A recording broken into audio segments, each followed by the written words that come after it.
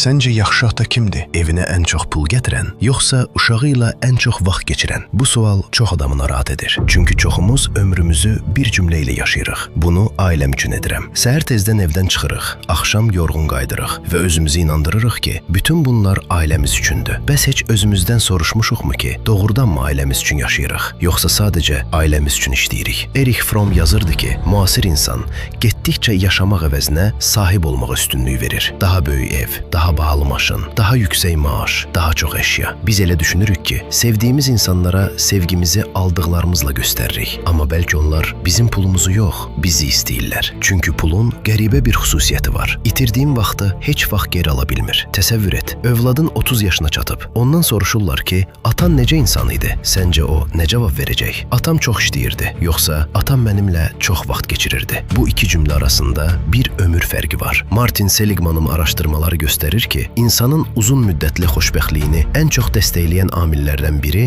sağlam münasibətlərdir. Diqqət et, söhbət sadəcə ailəli olmaqdan getmir. Söhbət birlikdə yaşanan anlardan gedir. Eyni evdə olmaq, birlikdə yaşamaq demək deyil. İndi isə özünə bu sualı ver. Son bir ayda ailənlə neçə dəfə vaxt keçirmisən? Neçə dəfə övladının gözünün içinə baxaraq onu dinləmisən? Neçə dəfə həyat yoldaşınla problemlərdən yox, xəyallardan danışmısan? Əgər cavab vermək çətindirsə, bəlkə problem vaxtın azlığında deyil, prioritetlərindədir. Bir neçə gün əvvəl bunu öz həyatımda sınamaq qərarına gəldim. Telefonu kənara qoydum. İşi bir neçə gün gözlətməyə qərar verdim. Ailəmlə birlikdə Qəbəliyə getdik. Nohur gölünün yaxınlığında sakit bir villada qaldıq. Düşünürdüm ki, yaddaşımda ən çox gözəl mənzərə qalacaq. Yanılmışam. Ən çox yadımda qalan qızımın gülüşü oldu. Birlikdə içdiyimiz çay oldu. Heç yerə tələsmədən etdiyimiz söhbətlər oldu. Onda başa düşdüm ki, bəzən insanın ehtiyacı daha böyük ev deyil, bir neçə günlüyünə daha sakit bir həyatdır. Viktor Frankl yazırdı ki, insanı yaşadan yalnız rahatlıq deyil, mənadır. Biz isə həyatın mənasını çox vaxt gələcəyə saxlayırıq. Bu layihə bitsin,